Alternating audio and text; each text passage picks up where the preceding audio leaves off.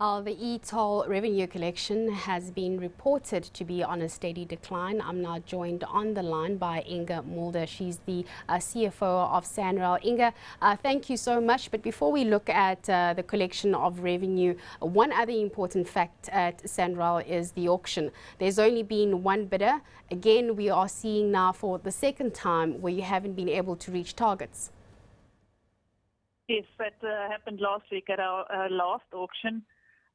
We only raised 270 million. And as you know, we try to do 600 million every month for the 10 months in which we have auctions during the year.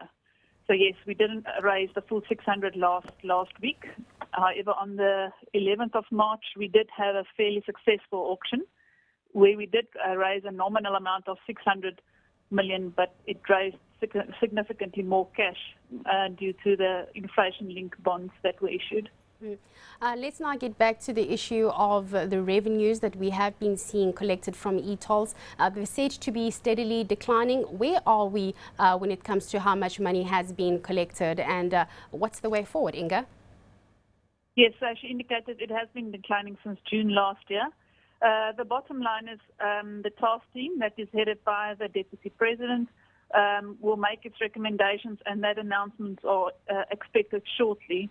I think as soon as that is cleared up and there's certainty, most people would understand that the e-toll is not going to go away, and that is still the preferred method of funding for GFIP. Now, you did say the Deputy President will be talking about recommendations. Would this be in connection with the review panel that was headed by David Makura?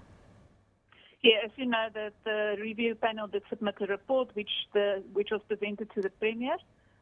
Certain things were highlighted in the report as areas that we may want to consider, which the Deputy President then put a task team together which consisted of ourselves, the Department of Transport, National Treasury and the province, in order to look through those areas of concern and see if we can come up with an agreed solution to those areas. You said the Deputy President will be getting back to us with regards to implementations and the way forward. Has there been a deadline set to this? By when are we most likely to hear from him?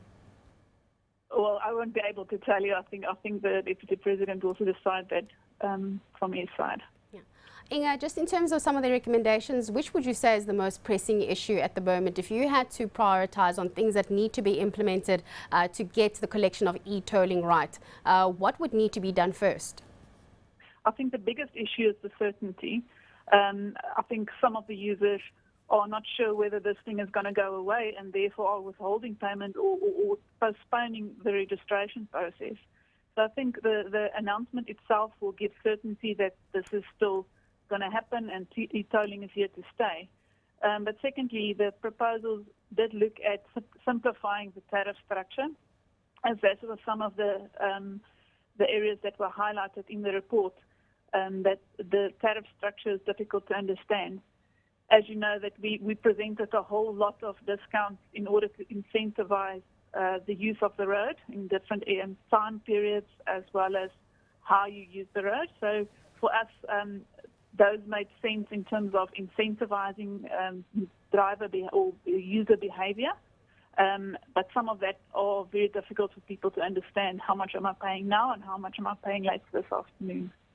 Inge, thank you so much for that. That was Inge Mulder. She's the CFO of SANRAL.